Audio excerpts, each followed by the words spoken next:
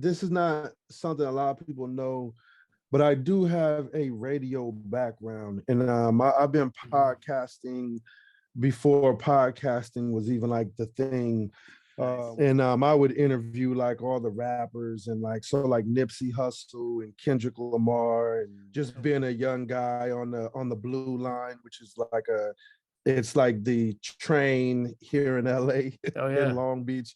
And I would be listening to like G.Rose and Les Brown, thinking like, man, I'm like a broke rapper. Like, how can I like change my life and get into business? And 2017 comes around, and one of my producers introduced me to Bitcoin. He kept telling me, look, man, Bitcoin 7,000, man, you got to get in. You got to get in.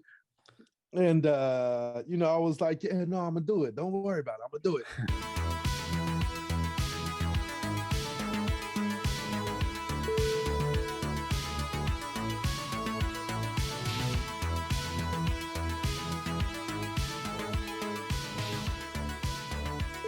Hey, what's up, guys? Philip BC, and we do as you know, every once in a while we do one of these crypto talks with either another YouTuber or a project creator.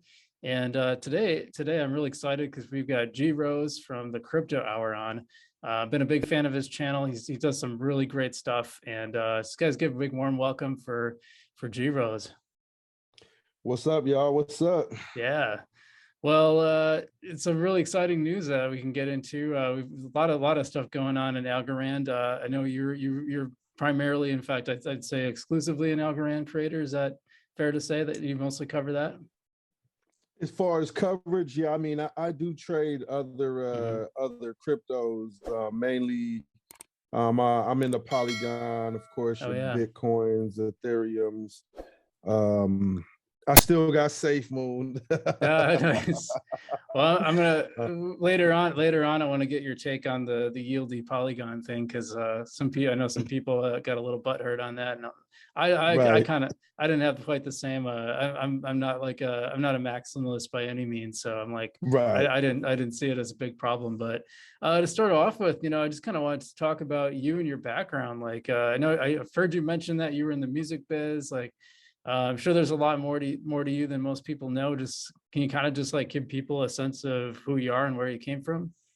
Yeah, definitely. So that is correct. I've been in the music industry for quite some time, and just I would say I started getting into like entrepreneurialism right around like 2010. Just being a young guy on the Blue Line, which is like it's like the train here in LA in Long Beach. And I would be listening to like G.Rose and Les Brown, thinking like, man, I'm like a broke rapper. Like, how can I like change my life and get into business? And 2017 comes around, and one of my producers introduced me to Bitcoin. He kept telling me, look, man, Bitcoin 7,000, man, you got to get in. You got to get in. And, I was like, yeah, no, I'm going to do it. Don't worry about it. I'm going to do it. And then finally, he introduced me to it. I read up on Ethereum. And once I read about Ethereum, it clicked. And then I invested in Bitcoin, Ethereum, just on Coinbase when they had Bitcoin, Ethereum, and Litecoin. That was it, right? Yep, I remember that.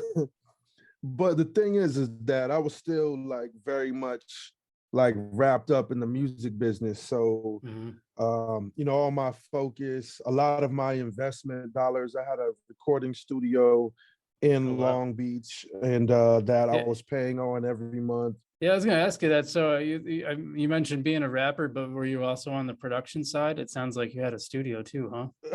Yeah, I'm actually. So this looks like a YouTube studio when you see it on the Crypto Hour, but it is actually a recording studio. So I got keyboards and, nice. I got a booth right here. If I turn this around, there's like a booth you could walk into. But in 2017, I was still like very much wrapped in. What I mean by spending money on the music businesses, meaning like when you shoot a music video, it might cost you $2,000 then you're gonna have to put some marketing dollars behind it. And I really was still focused on that.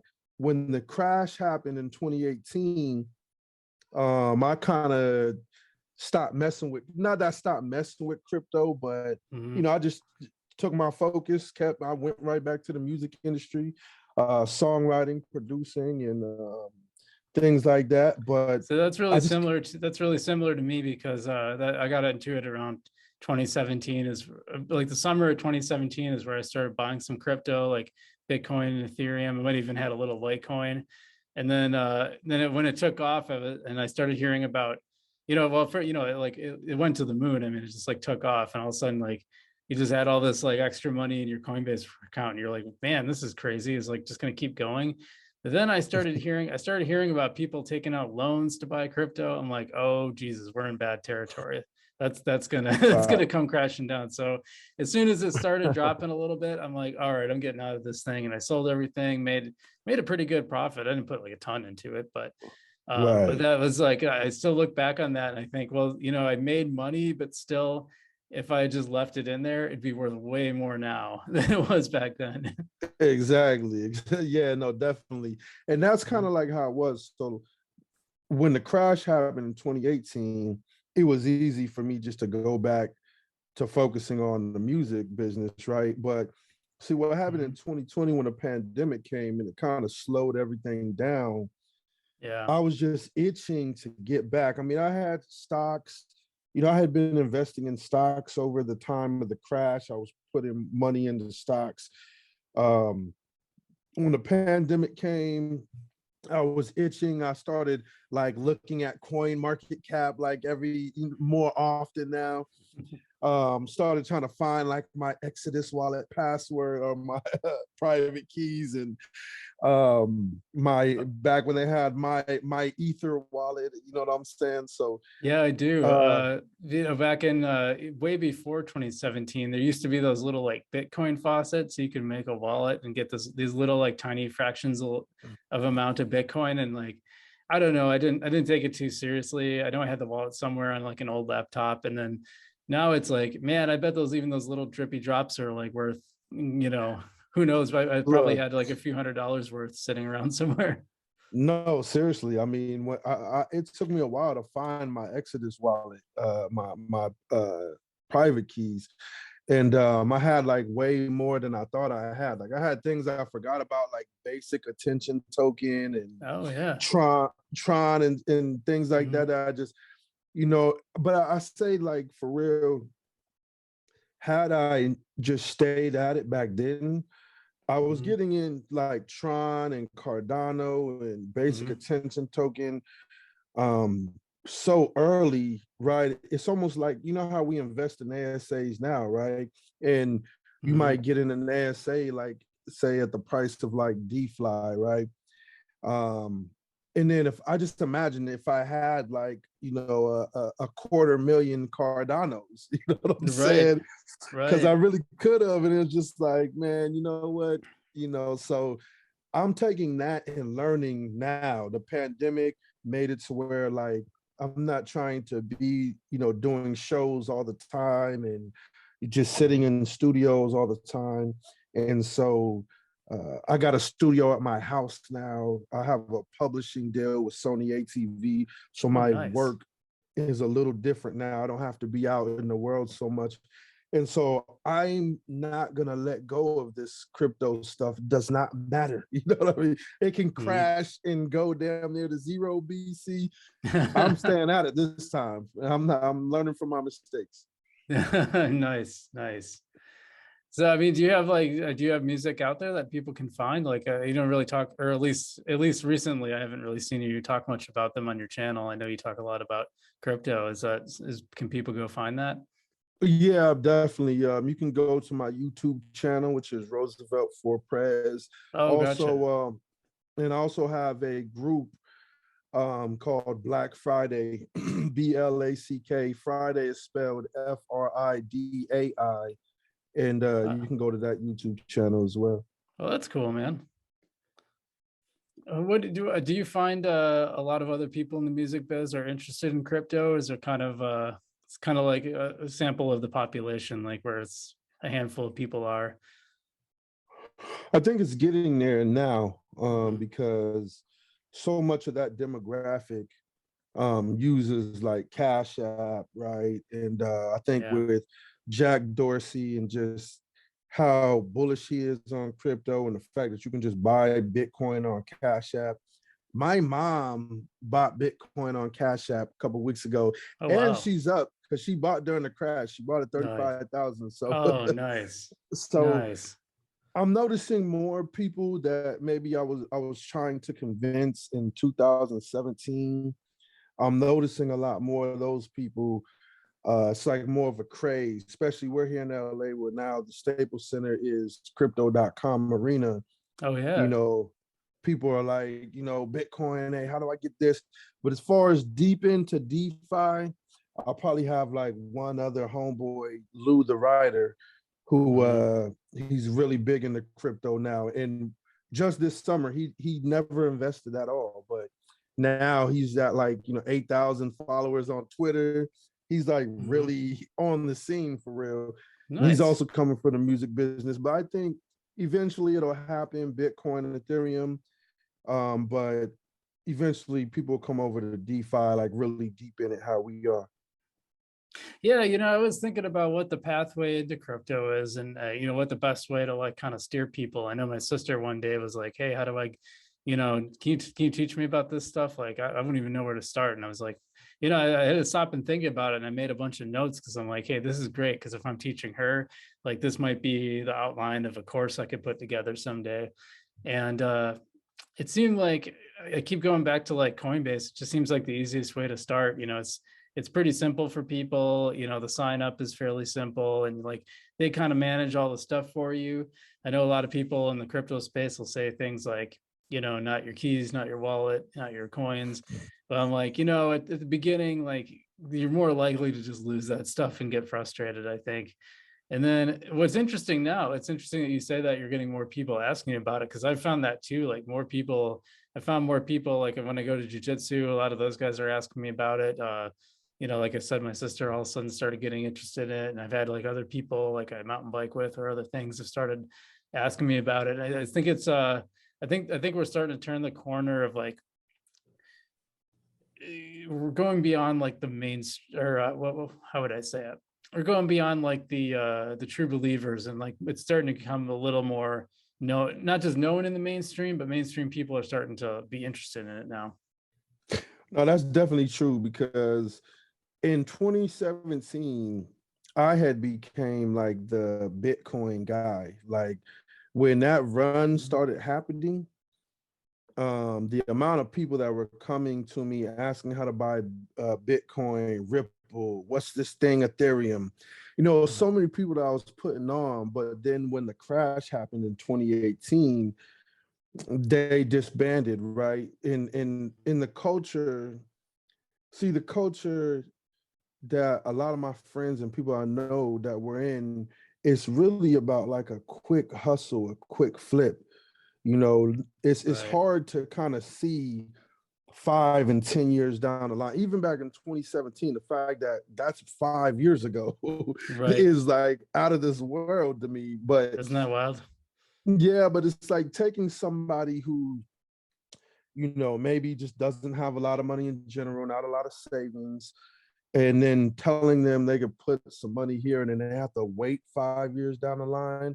They're thinking Yeah, like, how can I got rent, coming up in 2 weeks. How can I take this 500 and make it 1,000 in 2 weeks? So, right, I right. get it. It makes it harder for the adoption from that standpoint. But I do think at least now people know that it's here to stay. Mhm. So I agree. I agree. How did you become interested in Algorand? that's a good question. So I was I made my way back to crypto heavy by like I said, I was dusting off my coin market cap and finding my private keys. I Mhm. had a lot of this project called Sia Coin or Sia Coin. I don't know if you heard of that. Mm-mm. No. Um, and I was just trying to figure things out. one of my guys hits me. He's like, yo, you heard of Safe Moon? I was like, nah, what's that? And like, he sends me a screenshot of his trust wallet, and the guy has like 300,000, right? And I'm like, he said he put in 12,000. I was like, wait, what? I need in. Anyways, that got me back. That's what got me back full-fledged, back cracking in crypto. And then I was just going through, looking at, different IDOs and what projects were coming up. I saw Opulus that it was going to be launched on DAOmaker.com. And I was like, it was like September. I was like, I got to get in this. It's a music project, And in doing my research, I saw Lee Parsons being interviewed by people from the Algorand Foundation, right? And I just thought it was weird. I was like, what is Algorand? Well, why are they interviewing him if it's their blockchain? It's like, that's like if I'm like launching a DApp and then like Vitalik is interviewing me about it. Like, right. And I was like, that was weird. So it made me look at Algorand as being something different, which it is, right? The way they support their developers is like phenomenal. And then from there, I just started, I invested in Opulus. It 10x'd for me. I was mad. You can go to some of my earlier YouTube videos when I found out I couldn't get into the IDO because I'm in the US. I made a video about it. I wasn't very happy, BC. I wasn't. But I found a price floor at 65 cents, 67 cents.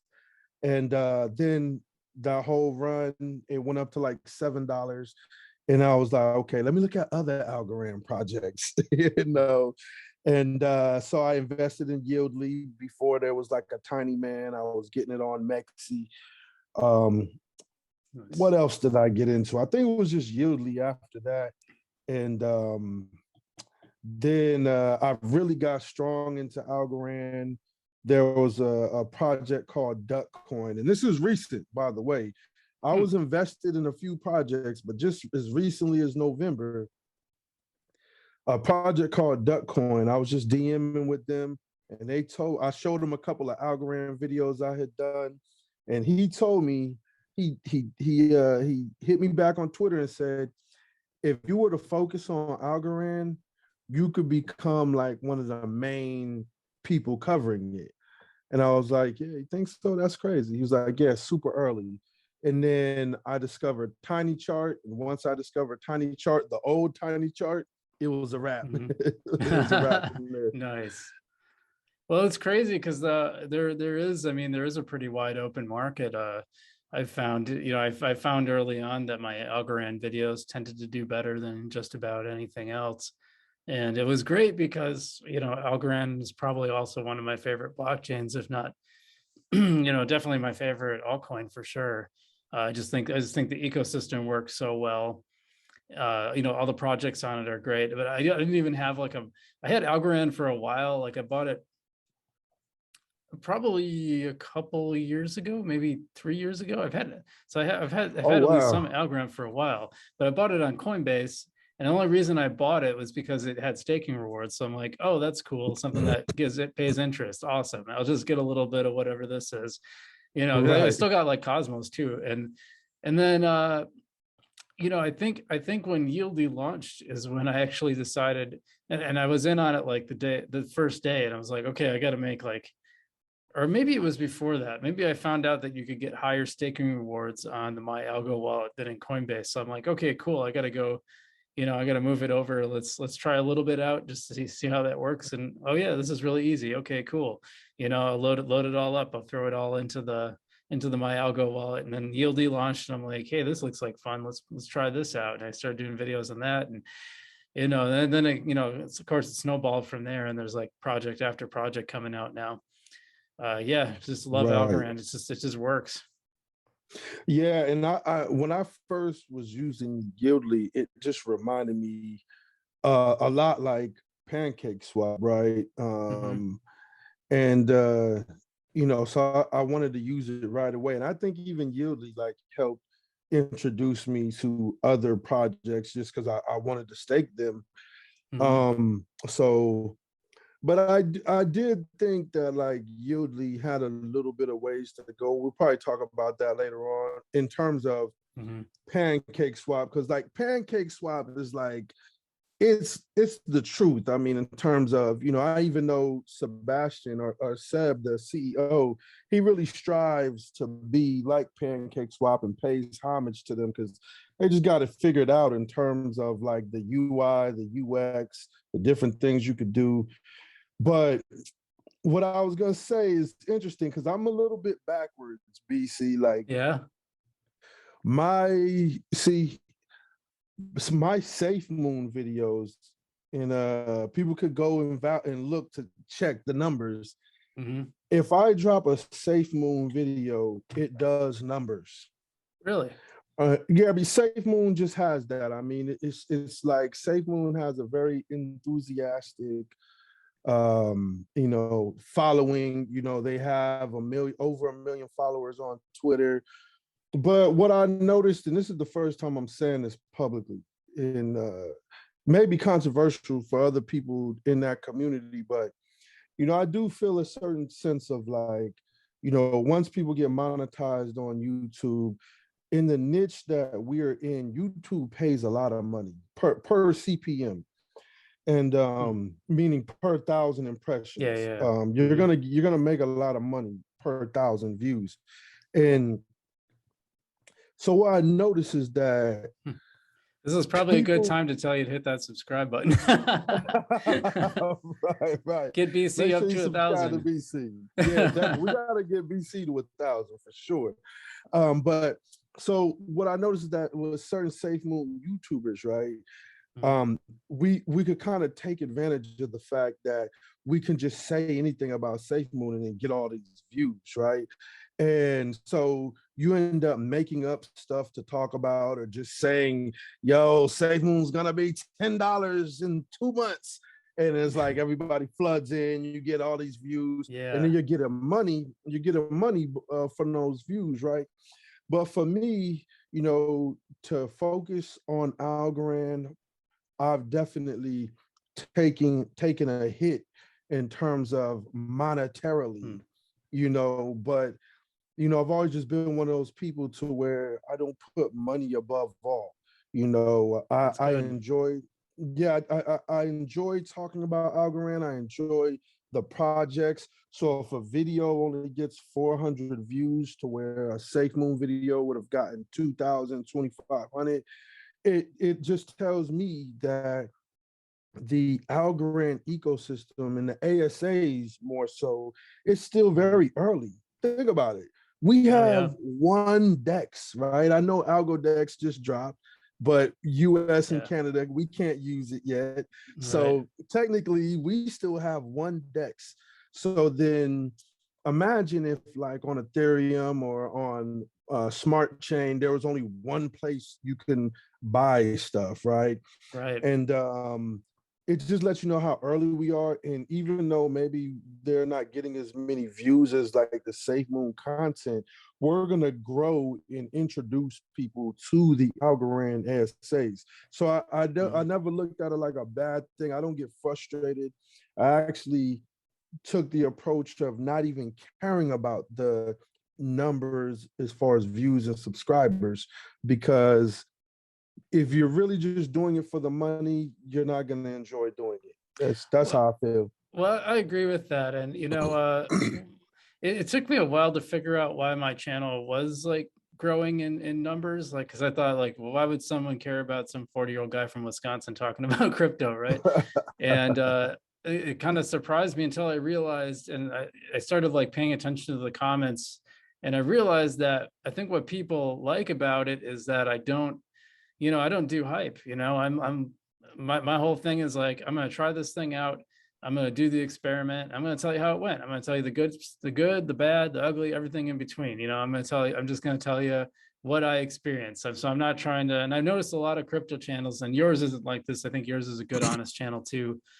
But like, there's a lot of channels that are bigger that like, And I experienced this early on as a viewer too. Like I'd watch someone's YouTube video on something, I'd be like, wow, that project sounds great. And then I'd go do it.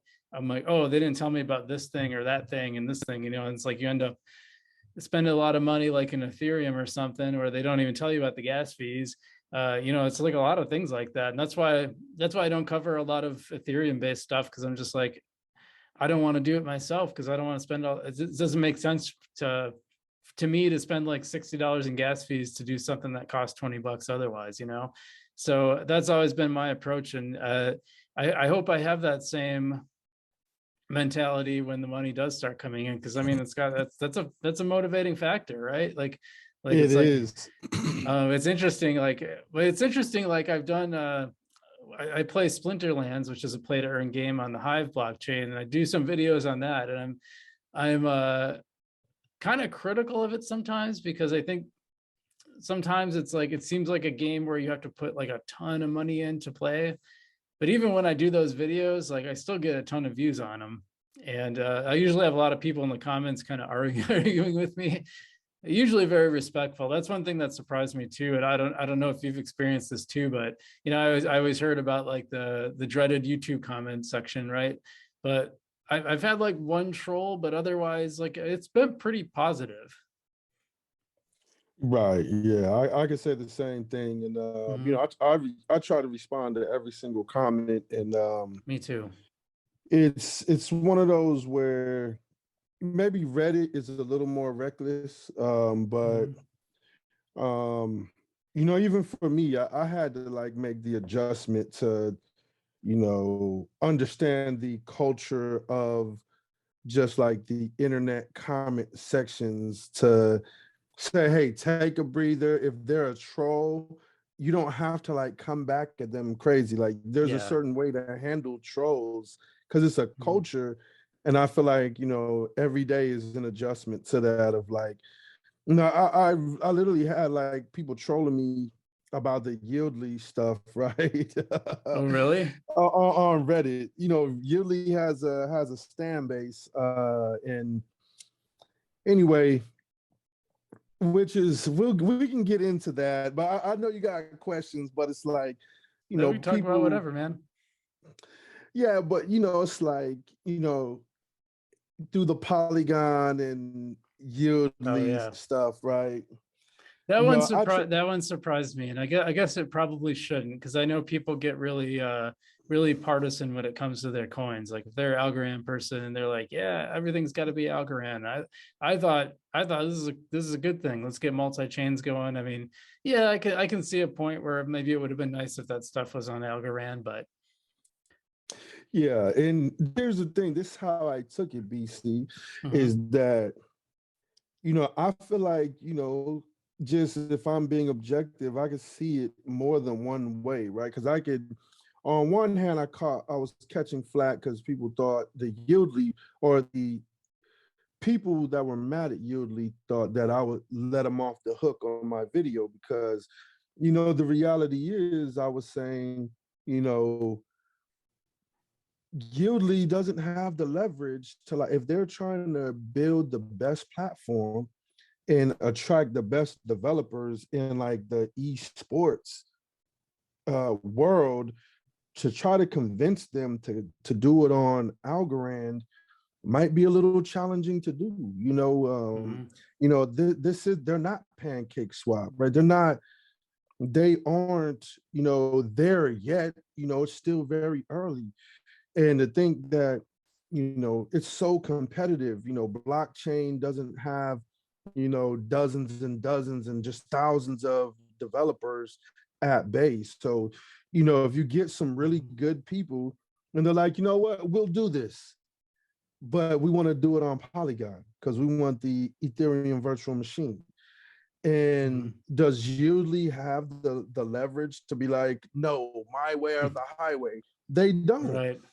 And so from that perspective, you have to understand them making that move, right? So on one hand, those people were like, oh, you're letting them off the hook. You're going easy on them.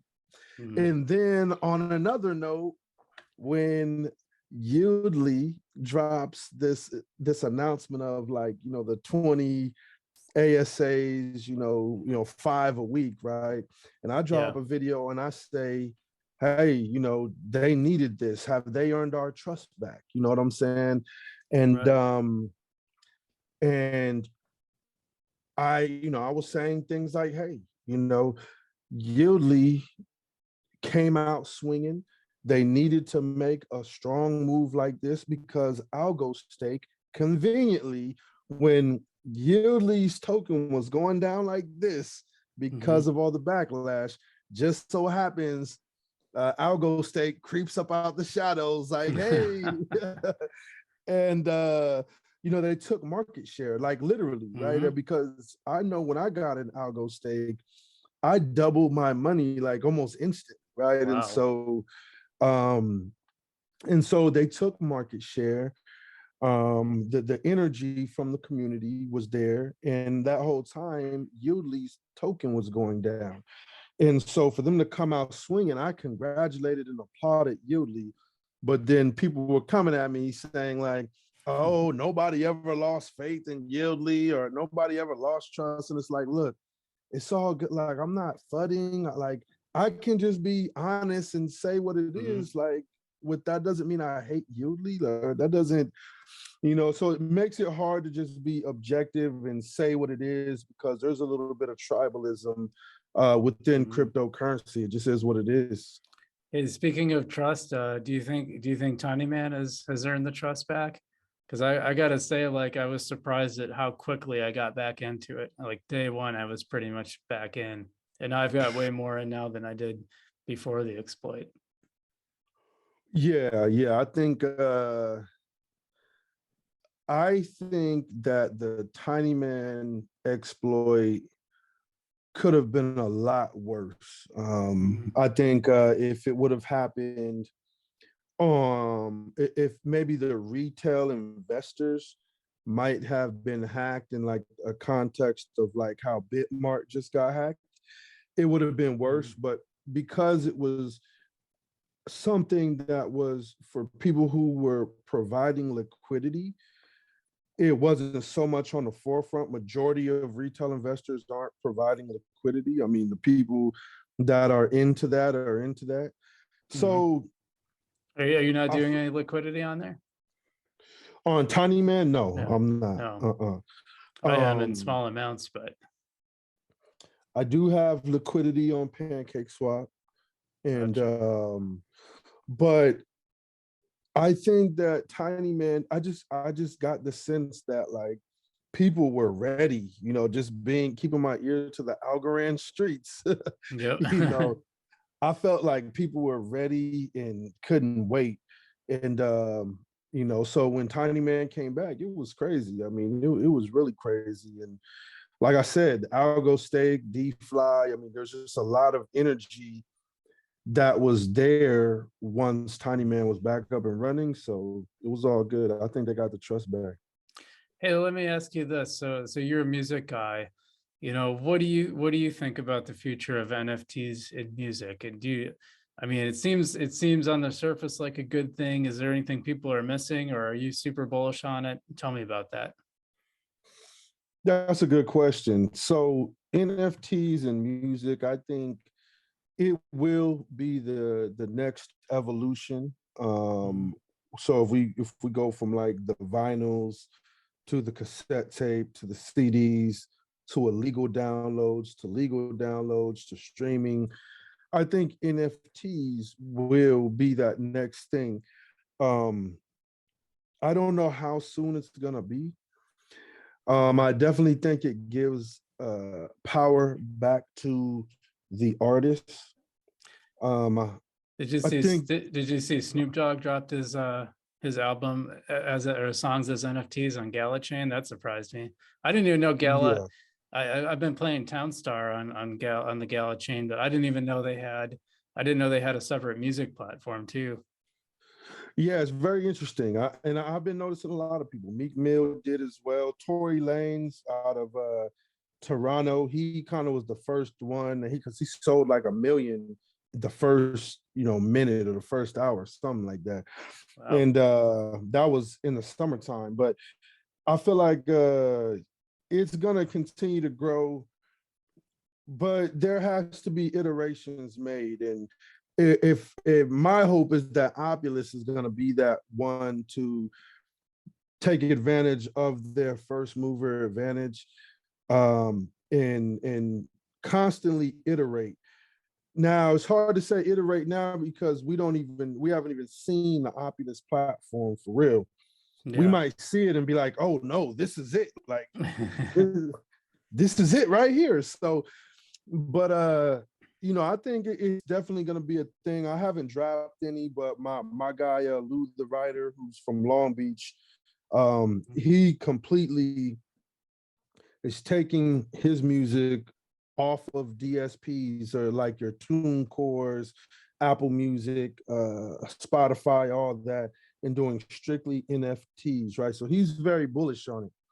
Wow. And me, I think, right, the reason why I wouldn't do strictly NFTs right now is just from an adoption standpoint.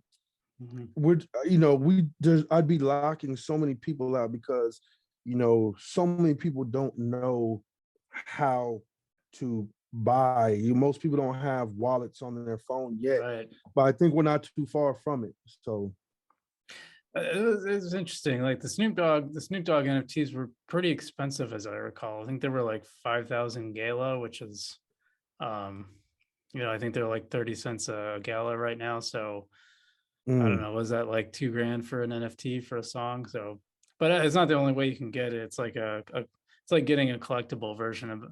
So that's why I kind of wonder like how it's going to be implemented. I think it seems like probably the best model is to, have it have the music available other places. But if you want this collectible version of it, this collectible NFT to go along with it, to show your support to the artist, then you can buy and you can spend the extra money. I mean, I think that's probably the most likely model, huh?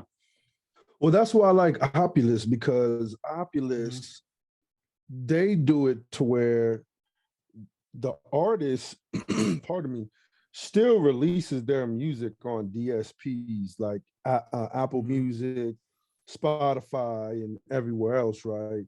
But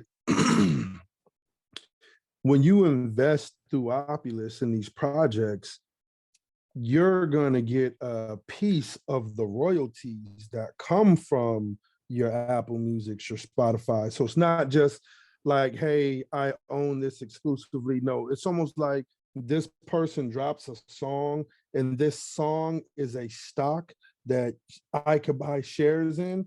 And then the performance of the record, whether radio, you name it, I'm going to get paid out in USDC. So, but I think they'll continue to iterate as time goes. It's so early.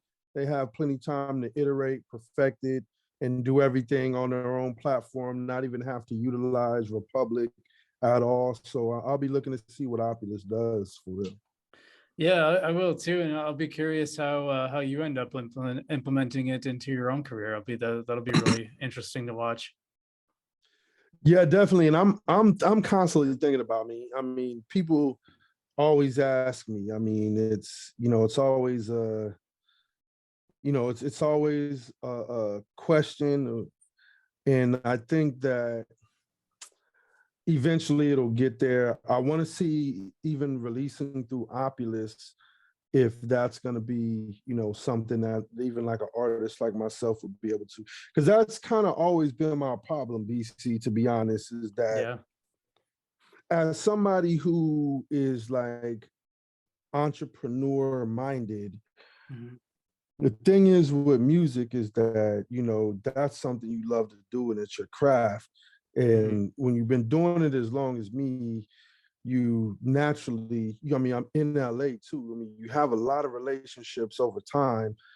And those relationships, the clout of those relationships can almost make you feel like it doesn't matter if I'm not getting paid, right? You're in the studio with Chris Brown. The fact that you took a picture and posted on your Instagram is priceless. It's like, doesn't matter if you were in there for 10 hours and didn't get paid at all, but because you got the picture, right? But the reality is anything that we're doing as a profession, we need to make money at. So, you know, when I look at the music, I feel like there has to be innovative ways to monetize, and that's what I like about NFTs, because it kind of puts the power back in your hands. And you know, in I guess crypto and other entrepreneurial endeavors that I have been on for the past, you know, 5 to 10 years, have really been to supplement the fact that, you know, you know, I wasn't making I've been spending a lot of money doing music, but in terms of ROI, I've been in the red. Gotcha. Yeah, you know, so I'm a writer by day. I run a newspaper, and there's always been these like writing platforms online, and they've always been like really bad. Like Medium tried to start this platform, and you know, end up being like, I mean, I really think it kind of went down a bad path where you're getting like most writers are getting pennies, and then only the really clickbaity stuff tends to get the kind of attention, because it's still pay per attention. And then Substack came along, and Substack has been like a boom for me, you know. So I have a local newsletter on Substack, and like I keep getting new subscribers every month. And it's like Nice. I made more. I had a blog too for a while. I made more my first month going paid on Substack than like the entire 3 years are in my blog. So I'm like, okay, this is for real. So I feel like the Yeah. music industry needs the Substack for music, like whether it's you know, and I think NFTs very well might be that thing. I think so too. Yeah, definitely.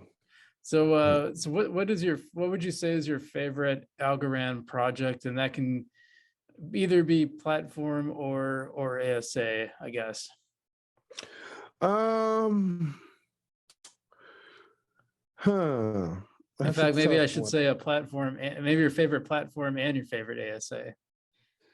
I like well, my favorite ASA. I mean, I think it's like so cliche to just be like, oh, a headline. But you know, I really do think headline is something about their spirit and their attitude of like this. I feel like they're gonna will their way to success. And you know, something about when things come about, they are constantly putting themselves in a leadership position. And I think there's something to be said for that. I feel like Algo Cloud looks really good. I feel like they deliver on everything that they say, even down to their Algo Astros NFTs. Everything that they're doing is just really good. I really like them as like the favorite. I think if there was like just like a general consensus, I feel like headline would get a lot of that. And so that's why I said I don't want to sound cliche, but I definitely think headline is like my favorite essay.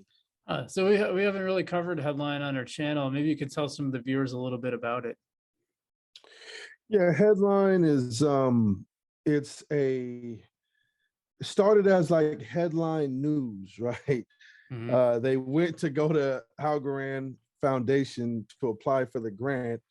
Algorand tells them, hey, we're not really giving grants for like, you know, a decentralized news, but we do need like a bunch of like software tools and things like that. If you guys are developers and you know, you guys can try to fill that void. So what they did is they pivoted, and they're just cornering the market. They have a social network, a decentralized social network called Forum.ax. They have Algo Pay, which you might have heard of, where you can pretty much put like a few lines of code on your website. Say it's a Shopify, Wix, WordPress. You could put a few lines of code and have a pastable DEX on your website where you could take pardon me, a line of code to put a crypto payments on your actual website. Now, Nice. they also have Algo Dex, which does the same thing, or pardon me, Algo Swap that does the same thing, not Algo Dex, y'all. Algo Swap does the same thing where it's a couple lines of code, and then now you can just have a Dex right on your website. And now they're releasing Algo Cloud. I mean, it's something you really got. They got so much that it's like, you guys really got to check them out because I'm not doing them justice. I'm sorry, Aaron and the guys over there. I'm not doing y'all justice. But they got a lot going on. And I feel like because they deliver on everything, like, you know, when they just did their deal with Yieldly, that on the 10th, yesterday, it went live. You know, I felt like Yieldly knew they needed to come out swinging, and getting headline locked in like really says a lot because there's so many bullish people on headlines. So but yeah, that's headline. But I also like Tiny Chart. I'm really bullish on Tiny, you know. A lot of people might not be up on like the Tiny token because they're like, well, what do I need a token? It's the charts. But we have to remember that Algorand, you know, is in conversations and constantly involved in providing resources, tips, and you're going to see projects like Tiny Chart iterating in a way where they're doing things to provide more utility for the token. Right now, it's you know, they're going to have like premium features. You could even go on the starred tab right now, and it'll tell you soon this is going to be locked. You're going to have a certain amount of Tiny to unlock it. They're going to have Tiny where they have a liquidity locker. And they're going to have other use cases for the token. And the token, there's only 10 million supply. So with utility, Tiny token can literally be $50, and that'd be an easy thing because there's only 10 million.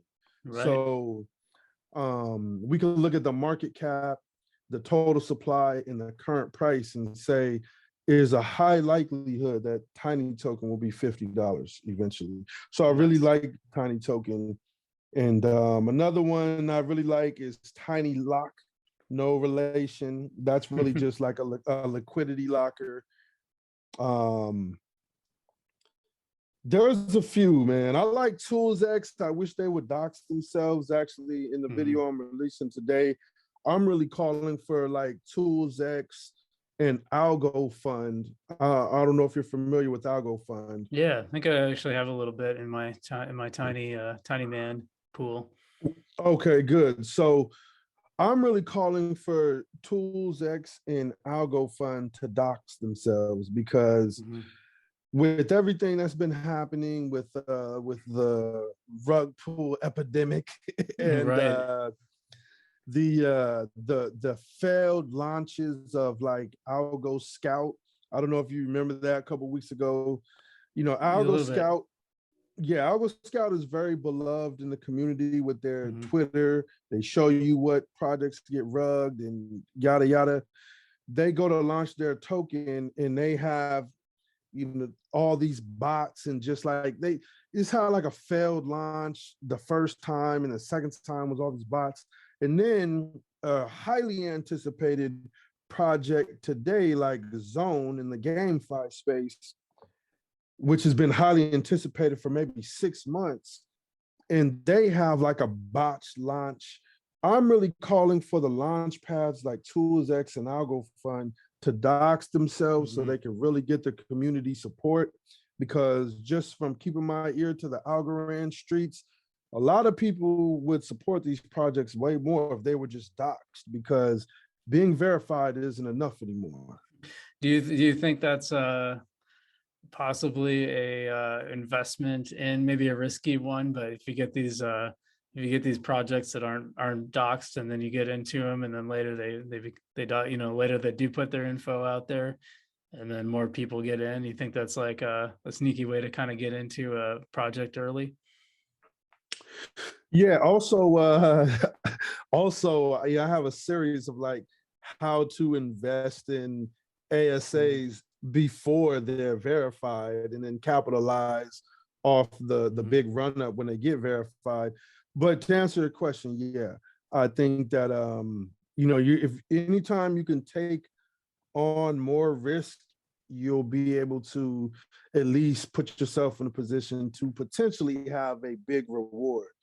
And so that's happened to me with Nexus, happened to me with TinyLock, happened to me with ToolsX, where I owned these projects way before they were verified, where a lot of people thought they were really risky, too risky to do that. But I just was so deep into Reddit and following them.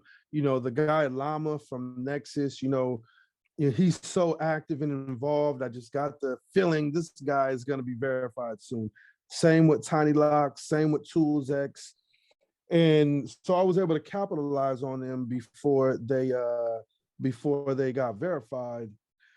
But I think doxing is a different thing, because with the Apex situation, the Loudify situation, it kind of showed us that being verified is not enough. It just isn't. And now 11 Mic 10, I don't know if you saw that, which I heard a little bit about that. Yeah. Yeah, I mean, a charity for veterans, and they had a good community, and then they get rugged. It's just terrible. Did you ever get rug pulled? I got rug pulled back in like the ICO days of like 2017. Oh yeah. And honestly, I don't know if they were like rugs genuine. I just don't think they weren't successful projects. Gotcha. But I'll tell you what. There was a project called Loudify, which you probably heard of. They got verified, but the day they got verified, I shouted them out. So what happens? I shout projects out when they get verified, and because I'm following them beforehand. Loudify gets verified, I shout them out, and then later on that day, their price is going through it's up. Their price is up. They just got verified. They pulled the liquidity in the whole. Now, here's what I'll say to their credit, if I can give them any credit, and I don't really want to give them credit. They said that, so something happened when they first launched, and something went wrong, and it sunk the price. And when it sunk the price, a lot of new investors came in and swooped a gang of their coins up, right? And so when that run-up came and they got verified, they felt like it wasn't fair to the people that the first mishap happened with. So they pulled the liquidity, which was wrong of them to do, and restructured and relaunched. And they just really been like the crap show, the shit show of the ASAs for like the past 2 weeks. So, but what I'll say is that was a very close call for me, BC, because I mentioned them and I shouted them out, hoping, there's people that have made money with me or invested in things just based on me talking about them. So for me, that was a real wake-up call to be like, hey, look, unless I'm really into a project, I'm probably not going to be shouting them out. Yeah, it's a good idea. It's a good learning moment, right? Like, for sure. It's weird when you start thinking, wow, people are really taking this stuff that I say seriously. Like, I gotta really think about that. It's kind of a wake up moment. Yeah, and you got to think, it's not financial advice, but like, let's say, for example, when I first was talking about Tiny Token and how I was bullish and I was buying it, it was 10 cents. Before the exploit, Tiny Token was 45 cents, right? It's just now creeping its way back to 30 cents. Right. But we look at headline, when I was start talking about, we're talking 29 cents we're talking about like $1.15 now. So what happens, people start seeing that, okay, wow, well, this guy is winning, I want to win too. You know Right. what I'm saying? Right. So it ends up being like that, not where you're like shilling or you're pumping, but you're going through projects and, you know, you're looking at prices and people can see where you're winning at. So, you know, I understand, you know, it's got to be more of a responsibility, and Loudify was definitely a wake up call. Yeah, I wanted to ask about your YouTube style too, because you kind of do it almost more like a mini podcast where you kind of talk about a few different things. You don't just talk about one thing. Can you kind of tell me about the approach and like why you take that approach? Yeah, definitely. Thanks for asking that too, man, because so I take that approach, you know, this is not something a lot of people know, but I do have a radio background, and I've been podcasting before podcasting was even like the thing. Nice. We were all back in like the blog talk radio days, and I would interview like all the rappers and like so like Nipsey Hussle and Kendrick Lamar and Oh, wow. Crooked Eye, and that was just, we had a radio show called Boycott Radio on Homegrown Radio. Homegrown Radio was like the main show here in LA on Real 92.3. Shout out Chuck Dizzle, DJ Head. What up, y'all?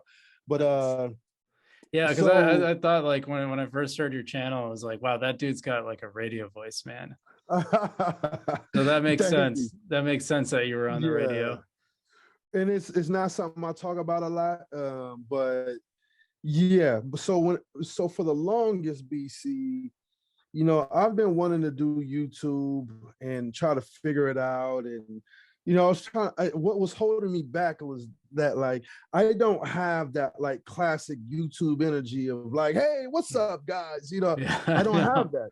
I don't And either. so I'd be, like, trying to figure it out, like, yo, what am I going to do? So by the time, you know, I put the microphone in front of me, I found that like the closer that I got to the mic, that's why you may see the mic all in front of me. The closer I got, it sort of sounded more like a podcast or like Howard Stern or like something that was more conversational. And I was like, okay, I can do that. Now it sucked. I mean, I was too laid back at first. It was like, yeah, so you know, got some new projects coming, and then over time, as I got more confident, because you know the channel is only 4 months old, so but over time, you know, as I got more confident, you know, being able to like speak more open and project a little more. But it's definitely, the style comes from Boycott Radio when I was on Homegrown Radio, like interviewing rappers with more conversational. Well, see, I like that style. Like, I feel like it sets you apart, you know, because like so many of these videos that are like, "Hey, what's up?" Blah, blah, blah. And then yours feels more laid back and like, you know, I think you have energy. I mean, you're clearly excited about your topic, but it's like it's not so in your face, and you know, it's very enjoyable to listen to. I like watching your videos. Thank you. I appreciate that. And at first, you know, they was like, man, he sounds like he's on pills. He's high, probably drinking some Hennessy. I was like, look, I don't smoke, man. I'm cool. I'm sober. I'm just chilling, like for real. Yeah. Oh man. Yeah. Oh, well, it's good. It's good. It's good stuff, man. Because I mean, there's kind of that YouTube voice, and I find that I like people who don't do that YouTube voice. And I mean, I know you gotta kind of have to do some of it, like, right? You know, I mean, I had to remember to start. Yeah, I gotta tell people to subscribe, because if you don't tell them, they just don't do it, right?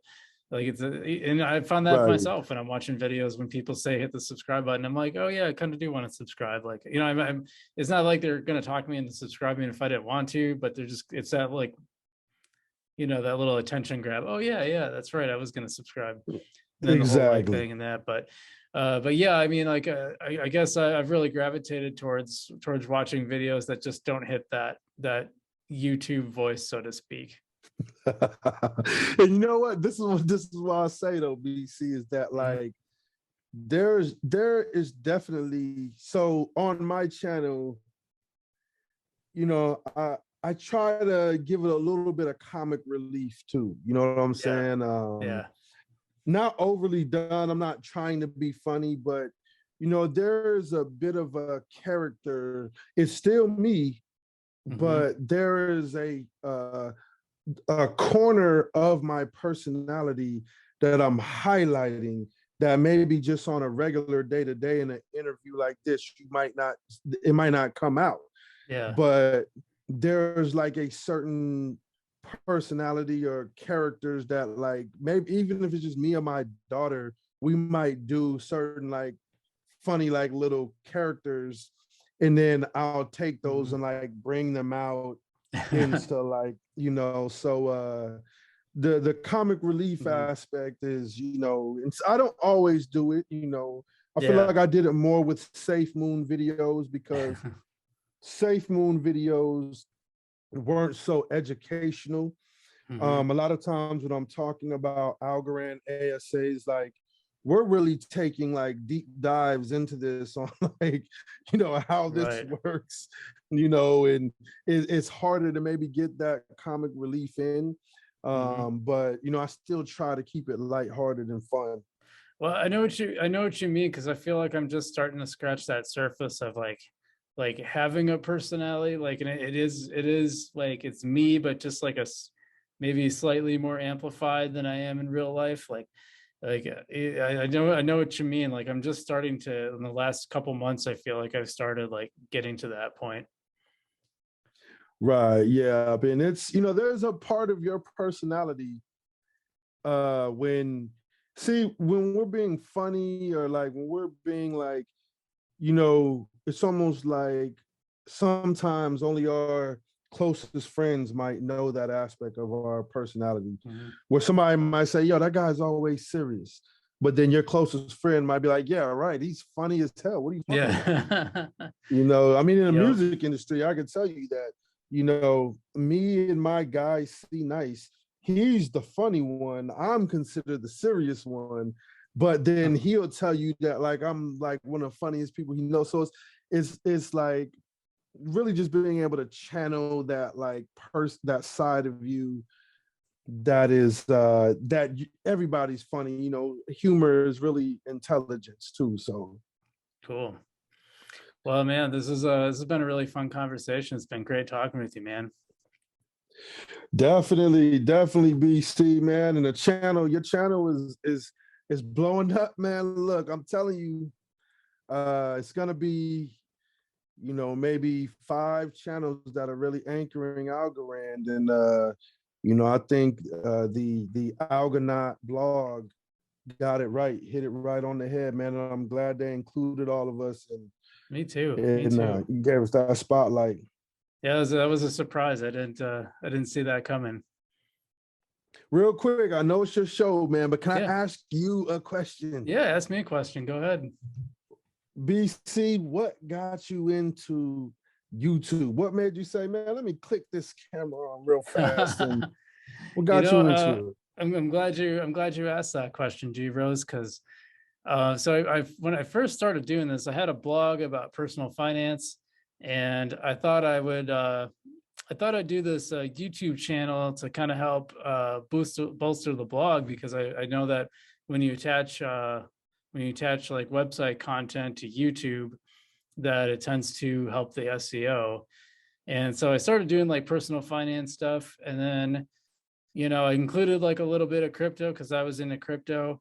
And I noticed that when I started doing crypto stuff, it got way more attention than the other stuff. And so I think I started doing more crypto content. And then and I kind of did this as an experiment. So I wanted to see what would happen if I did, my original plan was to do, have you heard of an orbit? In orbit? Nuh-uh. Yeah. Uh-uh. So an orbit is when you do like a certain number of videos every day for like a certain amount of time. So my thing was I was going to do 100 videos. So I was going to do 100 videos in 100 days. And I probably made it about 30 days, 35 days. I think I made it into like the second month before I was like, you know what, this is a this is a real pain. I don't want to do them every day. So then I started doing like every other day, and then like eventually it got more like to kind of my current schedule of like 2 to 3 times a week, and that seems to be enough for me, I think. And Okay. I got a lot better at speaking. I got a lot better at because what happened was so I've had a podcast for a while, and that's more like for people around my area. It's like a local focused podcast, but I didn't really edit it. I have a YouTube, it's on YouTube and stuff too. But with the YouTube channel, when I started editing it, I started having to like see myself and like cut out all my ums and ahs, and see myself not speaking loud enough. And so I actually became a better speaker in real life because of my YouTube channel. And but yeah, so it really kind of evolved into a crypto channel, and I realized that I could take a lot of these a lot of these kind of sound investment principles from personal finance, but then like get people interested in it through crypto. So they come through crypto, and then it's like, hey, by the way, here's how you diversify. Here's how here's some, don't put all your eggs in one basket. This should be money. This should be extra money that you have. This shouldn't be your rent money that you're putting into crypto, and so on and so forth. So it's kind of like a sneaky way of teaching people, sound personal finance and investment advice, but it's through something that they're excited about with crypto. And it is, I mean, hey, I care about this. I care about crypto though. Like, no, don't get me wrong.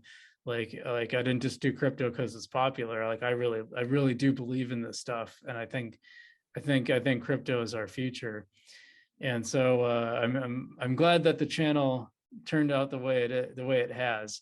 It was an experiment, and if you had told me a year ago that I was going to be even approaching 1,000 subscribers, and like I'd be like interviewing other crypto creators, and I'd be featured on blogs about Algorand creators, like I would have been like, okay, sure, man. Right. And it's crazy because it's going to get to a point where,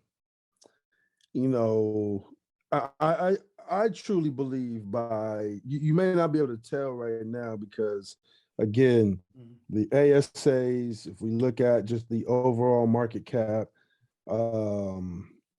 it's still very early, but you can imagine, Algorand as a top 10. It's not even in the top 10. We're talking top 25 and number 25. You can imagine Algorand as a top 10 crypto, and the demand that's going to put on your content, meaning, it might end up having to be every day. And then when those YouTube monthly payouts are like $6,000, at that point, it kind of just becomes like a full-time thing. And I think that's what I'm trying to prep for, because it's like, essentially just work and we do it, we like it.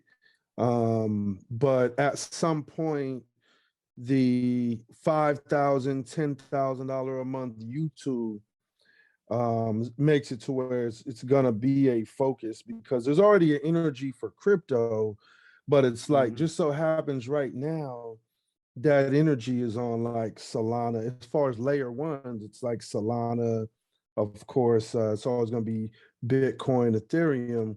But when it comes to cracking that top 10 and Algorand having as much to cover as far as many dApps, it's going to get crazy. I don't know when it's going to happen, but it's going to get crazy.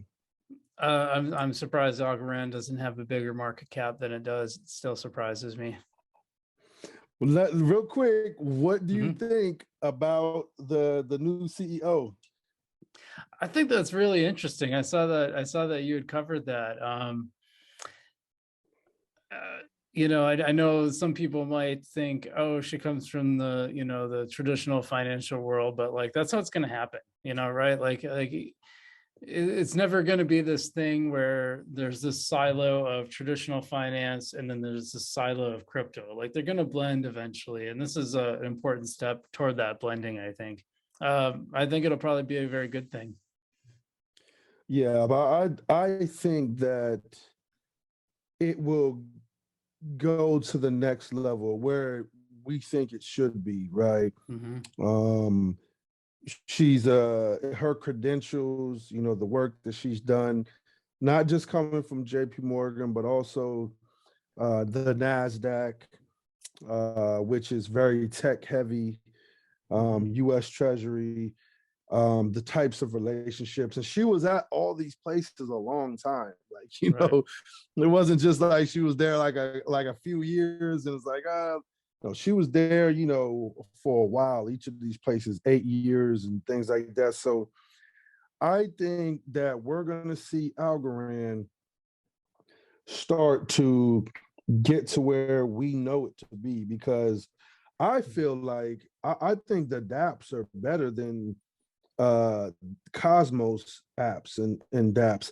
While I look through at their apps and I'm just like, even to some, just the UI, let's just break it down to not even like use case, but just the UI and UX.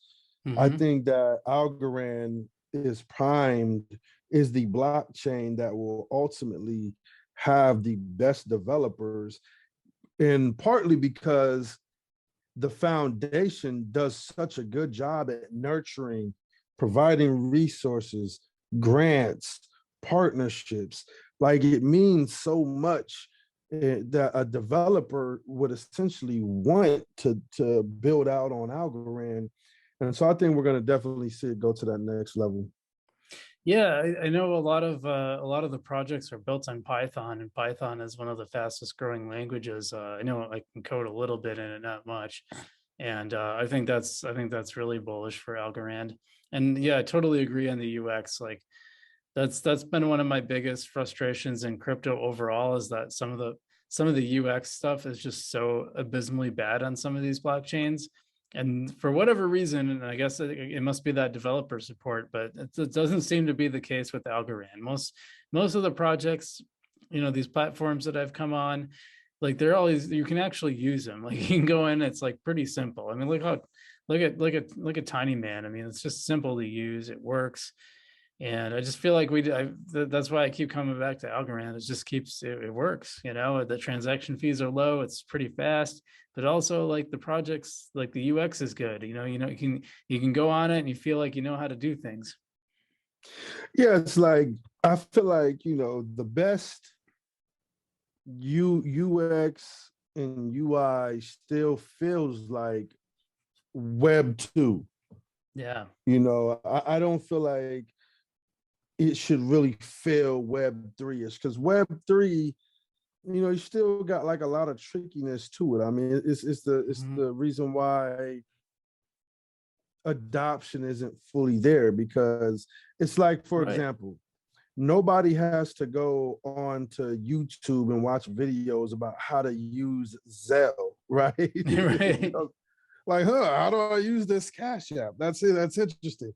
Yep. But, you know, if I'm going to tell somebody, you know, how to, you know, download Trust Wallet and what you need to do, you know, you might have to walk them through that, or even just the Algorand wallet, which isn't hard. But by the time I say, okay, download this wallet, okay, go to Coinbase, you know, do this, and then, you know, you're going to hit receive on this, and then you're going to scan it. It's so many processes that, you know, I feel like Mhm. eventually all Web 3 will be as easy and seamless as Web 2, where essentially like signing up for, you know, just entering your email and a few other things. Well, I'm definitely looking forward to that day. And I think Algorand has a huge jump ahead in that department for sure. Definitely, definitely. All right. Well, G.Rose, has been great having you on the channel, guys. Go check out if I know I think we probably have a lot of overlap viewers, but if you're not subscribed to the Crypto Hour, you ought to be, and go check out his music too. I'm gonna do that pretty soon myself. And anything you want to leave viewers with before I let you go? Oh man, just like, comment, subscribe. Appreciate all the future millionaires out there. It's much appreciated. All right. As always, guys, take it easy. You stay safe, and we'll see you in the future.